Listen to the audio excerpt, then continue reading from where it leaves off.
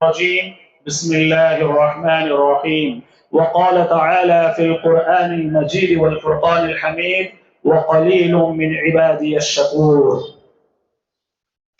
معزز سامعین، حمد و ثنا کے بعد سورہ سبا آیت نمبر 13 ہم نے آپ کے سامنے تلاوت کی ہے۔ دراصل آج کے اس خطبے کا موضوع یہ ہے کہ دعوت و تبلیغ کے میدان میں معیار کیا ہے، کثرت یا قلت۔ مزید اس عنوان کی وضاحت پہلے ہم آپ کے سامنے ضروری سمجھتے ہیں، چونکہ ہم امت مسلمہ ہیں، ہمارے اوپر یہ ذمہ داری ڈالی گئی ہے کہ ہم اللہ کے دین کو صحیح ڈھنگ سے لوگوں تک پہنچائیں، جتنا علم اللہ نے ہمیں دیا ہے۔ تو جب یہ دعوت و تبلیغ کا کام ہم کرتے ہیں تو سوال یہ ہے، یا آج کے اس خطبے کا موضوع یہ ہے کہ ہمیں بڑی کثرت میں لوگ مل رہے ہیں، بڑی تعداد کے پیچھے بھاگنا چاہیے، یا کم تعداد کی طرف ہم توجہ ہوتے ہیں۔ اصل میں شریعت میں معیار کیا ہے؟ کیا شریعت کا یہ مقصود ہے کہ بہت زیادہ لوگ آپ کے ہاتھ پر ایمان لائیں، آپ کے ہاتھ پر اسلام قبول کریں؟ ایک اعتبار سے ہمارے اس خطبے کا یہ دیکھنے کا نہیہ یہ ہے۔ دوسرے اعتبار سے ہم دنیا میں دیکھتے ہیں کہ کثیر تعداد ایسی ہے جو شرک کرنے والی ہے، بہت بڑی جماعتیں، گروپس، لوگوں کی بھیڑ ایسی ہے جو شرک کرنے والی، بدعت و خرافات کرنے والی، کفر کرنے والی اور اللہ کی نافرمانی میں ڈوبی ہوئی۔ اس کے برعکس بہت کم لوگ ہیں جو حقیقت میں اللہ کی عبادت کرنے والے، اللہ کی توحید کو پیش کرنے والے، اللہ کی توحید کو ماننے والے۔ کیا یہ جو کثیر تعداد اللہ کی نافرمانی کر رہی ہے، چونکہ وہ کثرت میں ہے، میجورٹی میں ہے، تو اس کا مطلب یہ ہے کہ ان کی کثرت میں ہونا، ان کی تعداد کا زیادہ ہونا، ان کے گروپس کا زیادہ ہونا، یہ ان کے حق کی دلیل ہے؟ اس کے برعکس جو چھوٹی جماعت ہے، جس کی کوئی حیثیت نہیں، جن کے پاس وسائل نہیں ہے، لیکن اللہ کی معرفت، اللہ کی توحید ان کے دل میں داخل ہے، وہ اللہ ہی کو پوجتے ہیں، اللہ کے سوا کسی کے سامنے سر نہیں جھکاتے، کیا ان کی اللہ کے نزدیک کوئی حیثیت نہیں ہے یا وہ معیار نہیں ہے؟ تو بہرحال آج کے ہمارے اس پورے خطبے کا عنوان انہی دو نکات پر ہم گفتگو کریں گے کہ دعوت و تبلیغ جب ہم کرتے ہیں تو ایسی صورت میں کیا تعداد میٹر کرتی ہے، یا دوسرے اعتبار سے بہت لوگ ہوتے ہیں جو بھیڑ میں ہوتے ہیں، بہت پاپولر ہوتے ہیں، اور لوگوں کی بھیڑ ان لوگوں کے ساتھ زیادہ ہوتی ہے جو برائیاں کرتے ہیں، شرک کرتے ہیں، کیا ان کا شرک کرنا ہمارے لیے دلیل ہے کہ چونکہ ان کے پاس تعداد زیادہ ہے؟ آپ اس مسئلے کو اس طرح بھی سمجھیے، بسا اوقات آپ دعوت و تبلیغ کے میدان سے جڑے ہوئے ہیں، آپ بولتے ہیں کہ فلاں کام مت کیجئے، غلط ہے، تو لوگوں کا سیدھا سادہ جواب اس پر یہ ہوتا ہے کہ مولانا اتنے لوگ پوری دنیا یہ کام کر رہے ہیں، کیا وہ غلط ہے؟ تو کبھی بھی یاد رکھیے، شریعت کا جو تولنے کا معیار، سٹینڈرڈ ہے، میزان ہے، وہ لوگ نہیں ہے، لوگوں کی سوچ نہیں ہے۔ لوگ کیا 100 لوگ ہیں، 20 لوگ صرف اللہ کی عبادت کرتے ہیں، چونکہ 80 لوگ شرک کرتے ہیں، تو کیا شرک کرنا صحیح ہو گیا؟ یہ اصل خطبے کا موضوع ہے، یہ اصل ہمارا بولنے کا مقصود ہے۔ تو بہرحال آپ کے سامنے ہم قرآن مجید کے حوالے سے اور حدیث کے حوالے سے کچھ باتیں رکھیں گے، اس مسئلے کو شریعت کیا نظر سے دیکھتی ہے، اور ہم جب دعوت و تبلیغ کا کام کرنے جاتے ہیں تو ہماری سوچ کیسی ہونی چاہیے۔ کیونکہ دیکھیے آج سوچ کیسی ہے، ایک ہمارے پاس حق ہے، باطل ہے، حق توحید ہے، اللہ ہے، باطل شرک ہے کہ جو لوگ جا کر درگاہوں کے پاس پوچھتے ہیں، مندروں کے پاس جو پوچھتے ہیں، یہ واضح ہے۔ اور یاد رکھیے، حق ایسی چیز ہے، منہ پہ بولنے والی چیز ہے، حق سامنے بولی جاتی ہے، یا اگر آپ کی اصلاح آپ کو مقصود ہے تو آپ کو حق کی بات دل پہ لگے گی، اگر آپ کی اصلاح مقصود ہے تو آپ کو بات اچھی لگے گی، اگر آپ کو اصلاح مقصود نہیں ہے تو آپ کا دل دکھے گا۔ حق بات یہ ہے، اور حق سمپل انداز میں جیسا قرآن میں ہے، حدیث میں ویسا بولا جاتا ہے۔ یہ باطل، بدعت، خرافات یہ ایسی چیزیں ہیں جن کو ڈیزائن کر کے بولنے کی ضرورت پڑتی ہے، کیونکہ حق سے آدمی خود بخود متاثر ہو جاتا ہے۔ ہر انسان کی فطرت اچھی ہوتی ہے، وہ حق سن کر مرعوب ہو جاتا ہے، امپریس ہو جاتا ہے، اور حق کو پسند کرنے لگ جاتا ہے، اہل حق کو پسند کرنے لگ جاتا ہے، توحید کو پسند کرنے لگ جاتا ہے۔ باطل، شرک، مشرکین اور شرک جب ہم پیش کرتے ہیں لوگوں کے سامنے، وہ چیز ایسی ہوتی ہے چونکہ اس کے اندر وزن نہیں ہے، اللہ کی مدد شامل حال نہیں ہے، تو اسے ڈیزائن کر کے بولنا پڑتا ہے۔ جب لوگ متاثر ہوتے ہیں، اب یوٹیوب پہ کوئی آدمی ہے جس کے پاس 1.5 ملین اس کے فالوورز ہیں، لیکن دن رات وہ بدعت کی ترویج کرتا ہے، کیا اس کے پاس 1.5 ملین فالوورز کا ہونا اس کے حق کی دلیل ہے؟ لوگوں سے بولا جائے کہ حق کو سمجھو، حق یونیک ہوتا ہے، حق انبیاء کے پاس ہے، انبیاء کے فالوورز کے پاس ہے، تو لوگ کہتے ہیں کہ یوٹیوب میں یہ مولانا کے پاس اتنے جو فالوورز ہیں، کیا وہ غلط ہے کیا مولانا؟ نہیں، حق کو دیکھنے کا نظریہ بدلیے، حق کو دیکھنے کا نظریہ وہ بدلیے، میرا نظریہ نہیں، قرآن اور حدیث کا نظریہ اپنے اندر داخل کیجئے۔ قرآن دیکھیں کیا کہتا ہے۔ حمد و ثنا کے بعد جو آیت کریمہ ہم نے آپ کے سامنے پڑھی ہے، اس میں اللہ تعالیٰ نے سب سے پہلے قوم سبا کا ذکر کیا۔ سورہ سبا میں قوم سبا کو اللہ نے کیسی کیسی نعمتیں دی، ان تمام نعمتوں کا ذکر کیا۔ ہر قسم کے باغات، پھل پھول، ہر چیز ان کے پاس موجود تھی۔ ان نعمتوں کے اختتام پر اللہ نے چھوٹا سا جملہ کہا، اور کتنا اپنے اندر معنی رکھتا ہے، وَقَلِيلٌ مِّنْ عِبَادِيَ الشَّكُورُ۔ لیکن یاد رکھو، اتنی نعمتیں دینے کے باوجود میرے بہت کم بندے ہیں جو اللہ کا شکر ادا کرتے ہیں۔ اللہ تعالیٰ کہے میرا شکر ادا کرنے والے بہت کم ہیں۔ تو تعداد، بہت زیادہ تعداد میں ہونا، کثرت سے ہونا، یہ حق کی دلیل نہیں ہے۔ ان نعمتوں کو اپنانے کے بعد ان میں سے بہت چھٹیں گے۔ خلوص، جیسے پانی کو پیوریفائی کیا جاتا ہے، حق بھی ایسا پیور ہوتا ہے۔ لوگ اگر باطل پر ہیں، افکار و نظریات ان کے صحیح نہیں ہیں، آپ کا قافلے کا ساتھ وہ نہیں دے پائیں گے، اللہ ان کو چھانٹ دے گا، پیچھے ہٹ جائیں گے۔ اسی لیے میرے بھائیوں، حق جو ہے یونیک ہوتا ہے۔ اور دیکھیے اللہ تعالیٰ نے قرآن مجید میں سورہ اعراف میں کیا بیان فرمایا، اور آیتیں جو ہم پڑھ رہے ہیں ترجمے میں غور کیجئے، اسی وقت ہمارے عنوان کی وضاحت آپ کے سامنے آئے گی۔ قرآن کیا کہہ رہا ہے؟ وَلَقَدْ مَكَّنَّاكُمْ فِي الْأَرْضِ، ہم نے تم کو زمین میں بسایا، وَجَعَلْنَا لَكُمْ فِيهَا مَعَائِشَ، اور اس زمین میں بسانے کے بعد ہم نے تمہیں اسباب زندگی، معاشی حالات سدھارنے کے لیے، معاشی زندگی گزارنے کے لیے وسائل بھی عطا کیے۔ اس کے بعد اللہ کیا کہیں؟ قَلِيلًا مَا تَشْكُرُونَ، تم میں سے بہت کم لوگ ہیں جو اللہ کا شکر ادا کریں گے۔ ہر چیز کو دیکھیے قرآن میں اللہ نے کس انداز سے بیان کیا۔ یہ نہیں بولا کہ کروڑ لوگ ہیں جو میری عبادت کرنے والے ہیں، بلینز میں ہیں جو میری عبادت کرنے، توحید کو سمجھ جائیں گے۔ ہمیشہ جب عبادت کی بات آئی، اللہ نے کہا کم لوگ ہوں گے، اللہ اپنے نیک لوگوں کو چن لے گا۔ جیسے لوہے سے بھٹی کو اللہ الگ کرتا ہے، ویسے اللہ تعالیٰ سونے کو نکالے گا، توحید پرستوں کو ویسا اللہ تعالیٰ چنے گا، اللہ کی عبادت کرنے والوں کو اللہ تعالیٰ پسند کرے گا۔ دیکھیے اسی طرح اللہ کے رسول صلی اللہ علیہ وسلم کے بارے میں جب توحید پیش کیا جاتا ہے، اللہ کے رسول پیش کرتے، تو اللہ کے رسول کو یہ آپ بارہا سنیں، مجنون، پاگل، ساحر، جادوگر، اس قسم کے الفاظ سے اللہ کے رسول کو یاد کیا جاتا ہے۔ اللہ تعالیٰ ان کا رد کرنے کے بعد، اللہ کے رسول کا دفاع کرنے کے بعد، اللہ کی نعمت سے وہ دیوانے نہیں ہیں، جادوگر نہیں ہیں، قصے کہانیاں نہیں سناتے، اتھینٹک قصے نوح علیہ السلام کے سناتے ہیں، موسیٰ علیہ السلام کے سناتے ہیں۔ یہ سنانے کے بعد کہا کہ قلیلا ما تؤمنون، تم میں سے کم لوگ ہیں جو اس بات پر ایمان رکھیں گے، قلیلا ما تذکرون، تم میں سے کم لوگ ہوں گے جو اللہ کے رسول کی سے نصیحت حاصل کریں گے، نصیحت پکڑنے والے کم لوگ ہوں گے۔ ہمیشہ حق پر رہنے والوں کی جماعت کم ہوتی ہے، مٹھی بھر جماعت ہوتی ہے۔ دلائل کی روشنی میں، تاریخ میں، سیرت کے حوالے سے بھی ہم آپ کے سامنے واقعات کی روشنی میں بیان کریں گے۔ پہلے آیتیں دیکھیے، قرآن کا اسلوب دیکھیے، قرآن کیا کہہ رہا ہے۔ اسی طرح اللہ کے رسول چونکہ داعی ہیں، اور ہمارا جیسا کہ شروع میں ہم نے بتلایا، ہمارا موضوع بھی دعوت کے تعلق سے، اور دعوت جب ہم کہہ رہے ہیں تو یہ نہ سمجھے کہ صرف دعوت علماء کا کام ہے۔ آپ کو جو بھی علم ہے، آپ پر بھی یہ ذمہ داری ہے کہ احسن طریقے سے لوگوں تک پہنچائے۔ اسی لیے اس اعتبار سے بھی عنوان ہمارے لیے بھی فائدہ مند ہے، آپ کے لیے بھی فائدہ مند ہے۔ اللہ کے رسول کے اندر دل میں یہ حرص تھی کہ کسی اعتبار سے آدمی کو دیکھ رہے ہیں، کفر کر رہا ہے، شرک کر رہا ہے، نبی ہے، وہ اللہ کے رسول کو معلوم ہے کہ یہ آدمی جہنم میں جلے گا۔ حرص ایک داعی کے پاس، جب وہ سب جان لیتا ہے، اس کے پاس ایک حرص ہوتی ہے دل میں کہ میں بھی اسے برائی سے روک دوں، میں بھی اسے برائی سے بچا لوں، اسے جہنم کی آگ سے میں بچا لوں۔ وہ حرص اللہ کے رسول کے پاس تھی۔ تو اللہ کے رسول رات دن گڑ گڑاتے تھے، اللہ سے دعا کرتے تھے۔ اللہ تعالیٰ نے کہا وَمَا أَكْثَرُ النَّاسِ وَلَوْ حَرَصْتَ بِمُؤْمِنِينَ، اللہ کے رسول ان میں کے اکثر لوگ کافر ہی رہیں گے، اگرچہ کہ یہ اور بات ہے کہ آپ دل میں حرص رکھتے ہیں کہ یہ مومن ہو جائیں، اکثر لوگ مومن نہیں ہوں گے۔ یہ بات یاد رکھیے. اسی طرح اللہ نے سورہ یوسف آیت نمبر 104 میں بیان فرمایا وَمَا يُؤْمِنُ أَكْثَرُهُمْ بِاللَّهِ إِلَّا وَهُمْ مُشْرِكُونَ.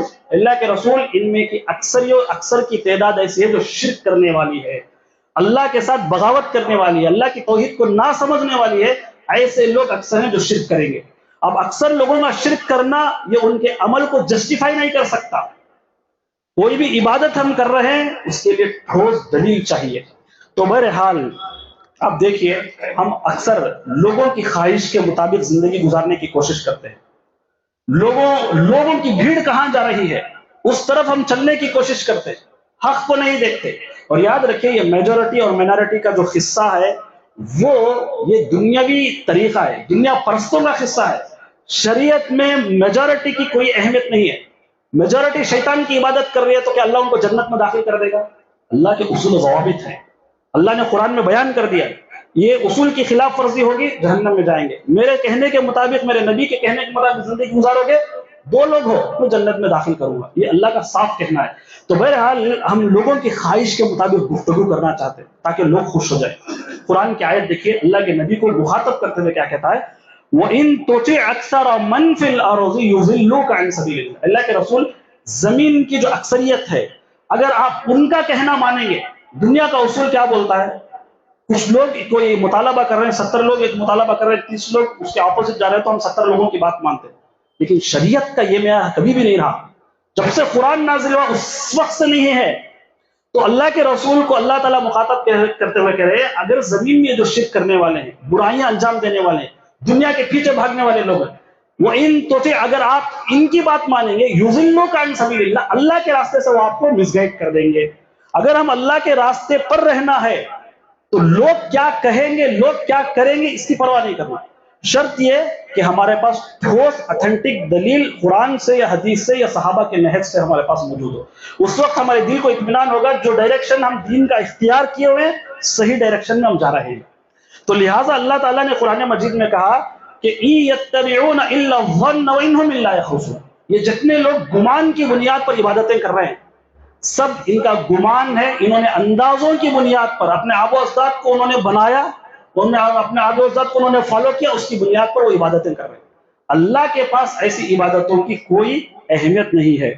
اسی طرح میرے بھائیوں عام طور پر ہم کثرت، لوگوں کی تعداد، یا اسی طرح ڈیزائن جو ہم نے کہا باطل پر جو ڈیزائن چڑھایا جاتا ہے اور جس انداز سے اسے بولا جاتا ہے، ہم جس طرح سے مرعوب ہو جاتے ہیں.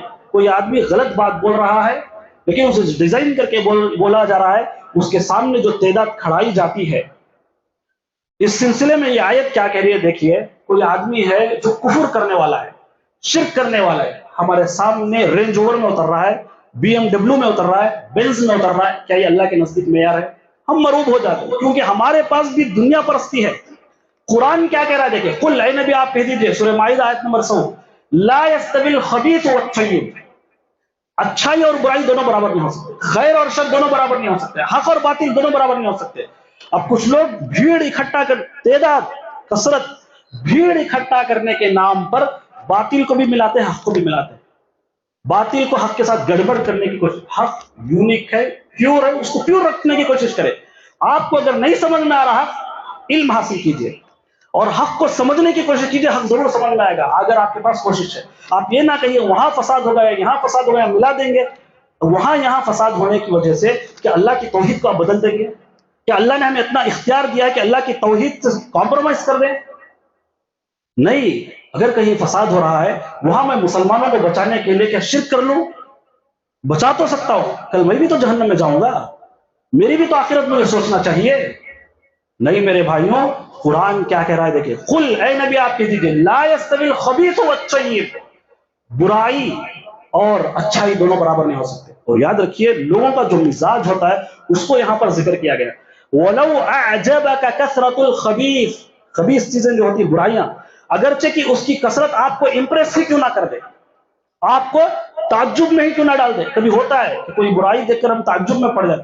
فیشن کرتے ہیں لوگ، کیا اچھے کپڑے پہن کے آتے ہیں، آدھے ننگے کپڑے پہن کے آتے ہیں، متاثر ہو جاتے ہیں نوجوان ہیروئنس کو، ایکٹرز کو، ایکٹروں کو دیکھ کر. کیا وہ حق پر ہیں؟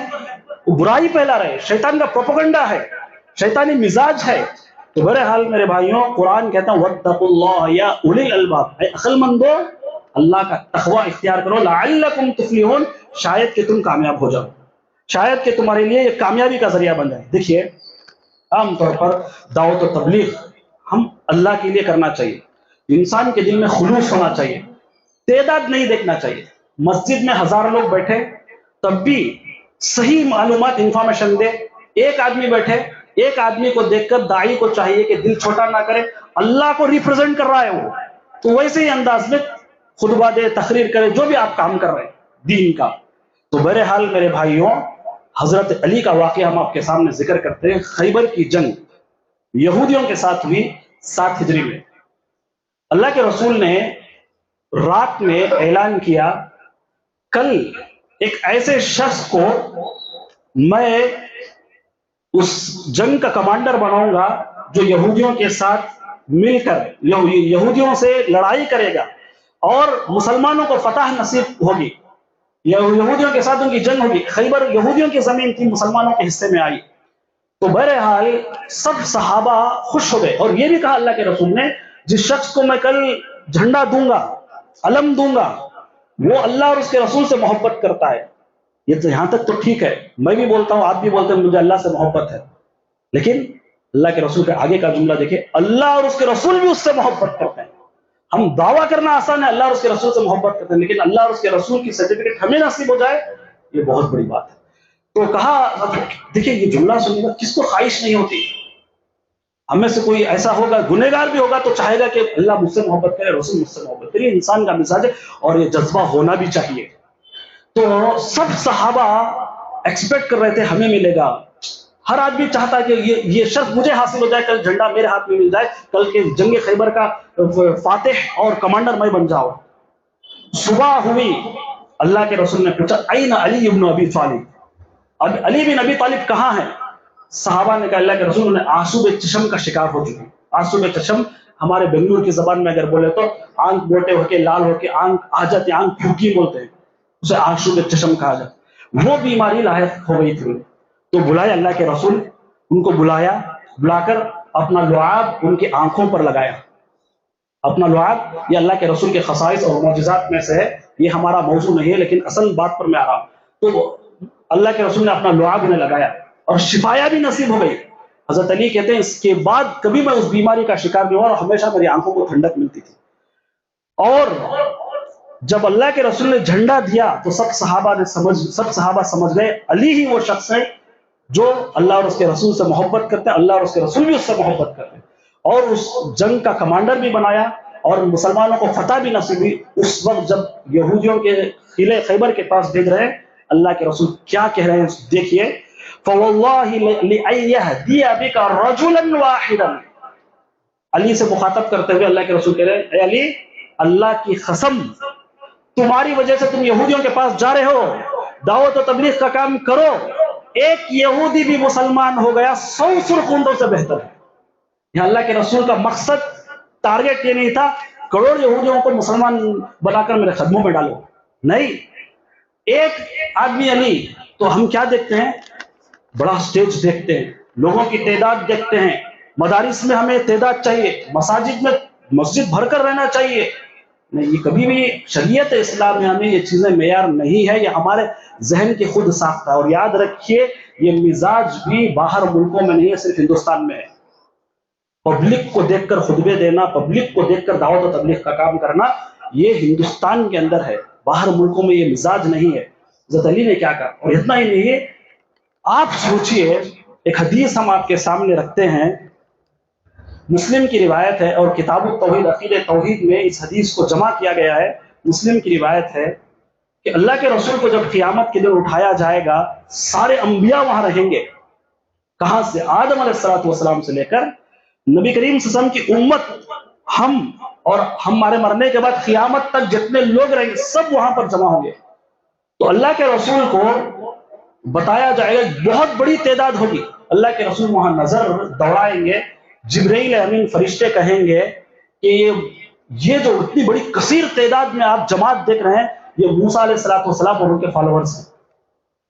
پھر اس سے بڑی جماعت اللہ کے رسول صلی اللہ علیہ وسلم کو دکھائی جائے گی، کہے گی یہ آپ کے فالوورس ہیں اور یہ آپ کے ماننے والے جو کثیر تعداد میں ہوں۔ اور اسی وقت کی ایک واقعہ ہے، اور اسی وقت حدیث میں اللہ کے رسول بیان فرمائے وَالنَّبِيُّ مَعَهُ رَجُلَانِ، ایک نبی قیامت کے دن ایسا بھی آئے گا جس کے صرف دو چاہنے والے، دو محبت کرنے والے، صرف دو لوگوں نے ایمان لایا۔ یہ اتنا ہی نہیں، وَالنَّبِيُّ لَيْسَ مَعَهُ أَحَدٌ، ایک نبی ایسا بھی آئے گا اللہ کے رسول کہہ رہے ہیں جس پر ایک آدمی نے بھی دنیا میں اسلام قبول نہیں کیا ہے، کہ اللہ اس نبی کو جہنم میں داخل کر دے گا جس کے اوپر ایک یہ کہے گا کہ تیری دعوت ناکام ہوئی، میں تجھے نبی بنا کر بھیجا، اتنا بڑا درجہ دیا، ایک آدمی بھی تیرا پر اسلام نہیں قبول کیا، جا جہنم میں۔ انبیاء کا شرک کرنا امپاسبل ہے، جہنم میں جانا دور کی بات، کبھی بھی یہ معیار نہیں رہی چیزیں۔ داعی کو صرف محنت کرنا ہے، اپنے عوام پر کام کرنا ہے، اپنے رہنے والوں پر کام کرنا ہے، بس اتنا ہی ایک داعی کا مقصد ہوتا ہے۔ تو بہرحال میرے بھائیوں، آپ اسی واقعے کو لیجئے، نوح علیہ السلام 950 سال انہوں نے تبلیغ کی، سورہ قصص، اور ان پر ایمان لانے والے کتنے ہوتے؟ 82۔ کس اعتبار سے آپ اس عدد کو تقسیم کر پائیں گے؟ نہیں کر پائیں گے۔ اس کے باوجود نوح علیہ السلام نبی ہیں، رسول ہیں، کامیاب ہے اپنی دعوت میں، اور اللہ انہیں جنت میں داخل کرے گا، ہمارا ایمان ہے اس بات پر۔ انبیاء کو ہم وہ جماعت نہیں ہے ہماری جو انبیاء کو ہلکے میں لے کر بات کرے۔ انبیاء پر وہ ہے جو ہمارا عقیدہ بلڈ ہوتا ہے۔ اللہ پر ایمان لانا ہے تو نبی پر بھی ایمان رکھنا ہے۔ تو بہرحال یہ ایک واقعہ۔ اور ابراہیم علیہ السلام کو آپ دیکھیے، ان ابراہیم کان امۃ قانتا للہ حنیفا ولم یک من المشرکین۔ ابراہیم علیہ السلام اکیلے تھے، باپ سے جھگڑا تھا، قوم مخالف ہو گئی، وجہ کیا تھی؟ صرف یہ کہ ان جتنے یہ معبودان باطلہ ہیں جس کو آپ اے ابا جان ہاتھوں سے تراشتے ہیں، اس کو چھوڑ دیجیے نا، اللہ کی عبادت کیجیے۔ اس وجہ سے ان کی قوم کا جھگڑا ہوا، قوم سے الگ ہوئے، گھر انہوں نے چھوڑا۔ کون کتنے لوگ تھے؟ ابراہیم اکیلے تھے، لیکن قرآن ان کے بارے میں کیا کہتا ہے؟ ان ابراہیم کان امہ، امت کی شکل اختیار کرتے تھے، امت کی حیثیت رکھتے ہیں، ایک پوری قوم کا جو مقام ہوتا ہے وہ ایک اکیلے شخص ابراہیم کے پاس تھا۔ کیوں؟ ولم یک من المشرکین، شرک نہیں کرتے تھے۔ انسان کے پاس وزن دم اسی وقت آتا ہے جب وہ ایک اللہ کی عبادت کرتا ہے۔ ہزار لوگوں کے سامنے جھکنے والا وہ اللہ کا بندہ ہو سکتا ہے، اللہ کا نافرمان ہے، اللہ کا کھانے والا، اللہ کے ساتھ دغا کرنے والا، اللہ کے ساتھ بے وفائی کرنے والا ہے۔ ہم اپنے باپ کا کھا کر باپ کے خلاف نہیں جا سکتے، تو اللہ کا کھا کر کیسے ہم خلاف جائیں گے؟ اس سرزمین پر کیسے جیئیں گے؟ آپ اندازہ لگائیے۔ تو بہرحال میرے بھائیوں، ابراہیم علیہ السلام کے مقام بتلاتے ہوئے یہ بات کہی۔ ابن مسعود رضی اللہ تعالی عنہ کا ایک قول ہم ذکر کرتے ہیں، یہ تعداد، یہ فیم، نیم، پاپولرٹی، فیمس ہونا، لوگوں کی تعداد سے متاثر ہونا، کافروں کی حرکتوں کو دیکھ کر اپنے آپ میں مروب ہو جانا، ہم حقیر ہیں سمجھنا، ان تمام کے لیے ابن مسعود رضی اللہ تعالی عنہ کا ایک قول بتاتا ہوں، سنیے کہ الجماعت ما وافق الحق، جماعت وہ ہے جو حق کی پیروی کرے، حق اس جماعت سے جا کر جڑے، یا جماعت حق پر عمل کرے۔ ولو کان وحدک، ولو کنت وحدک، اگرچہ کہ آپ اکیلے ہی کیوں، آپ اکیلے ہیں، قرآن کے آیت پر عمل کر رہے ہیں، حدیث پر عمل کر رہے ہیں، صحابہ کے طریقے کو آپ اختیار کر رہے ہیں، آپ اکیلے، آپ کا گھر والے کوئی ساتھ آپ کا دینے والے نہیں، آپ کے قوم والے نہیں، آپ کی برادری والے نہیں، کوئی آپ کا ساتھ نہیں دے رہا ہے، اللہ کی مدد آپ کے ساتھ شامل حال ہوگی، اطمینان کے ساتھ زندگی گزاری۔ ٹھیک ہے؟ حق وہ نہیں ہوتا جس سے لوگوں کی تعداد سے ڈسکرائب کرے، کیونکہ اکثریت پر کیا حکم لگتا ہے، یہ آیتیں ہم نے آپ کے سامنے پیش کی۔ اسی طرح میرے بھائیوں، جنگ بدر میں آخری بات کہہ کر ہم اپنی بات کو ختم کریں گے، باتیں بہت سی ہیں، انشاءاللہ پھر اگر موقع ملے تو گفتگو کریں گے۔ جنگ بدر میں آپ دیکھ رہے ہیں کہ صحابہ کی تعداد کتنی تھی؟ 313۔ مشرکین کتنے تھے؟ 1000۔ لیکن یہ 313 1000 پر غالب آ گئی، کیوں؟ 313 تھے جو ایک اللہ کے سامنے جھکنے والے تھے، 1000 تھے جو 1000 لوگوں کے سامنے جھکنے والے تھے۔ اسی لیے اللہ کی مدد شامل حال فرشتوں کو بھیج کر اللہ تعالیٰ نے 313 کی مدد کروائی۔ جنگ بدر کا نتیجہ آپ کے سامنے ہے۔ اسی لیے قرآن کہتا ہے کم من فئۃ قلیلۃ غلبت فئۃ کثیرۃ باذن اللہ، کتنی چھوٹی جماعتیں ایسی ہوتی ہیں جو بڑی جماعتوں پر غالب آ جاتی ہیں، بڑی گروپوں پر غالب آ جاتی ہیں۔ بہرحال انہیں چند باتوں پر ہم اپنی بات کو ختم کریں گے۔ اللہ تعالیٰ سے دعا ہے کہ ہمیں اللہ حق سمجھنے کی توفیق عطا فرمائے، توحید پر اللہ تعالیٰ ہمیں رکھے، ہماری وفات جب ہو توحید اور ایمان اور عمل صالح پر ہو، جب ہماری موت ہو اللہ تعالی ہمیں بہترین موت دے اور اللہ تعالی ہمیں جنت میں داخلہ نصیب فرمائے. آمین. وآخر دعوانا ان الحمد للہ رب العالمین.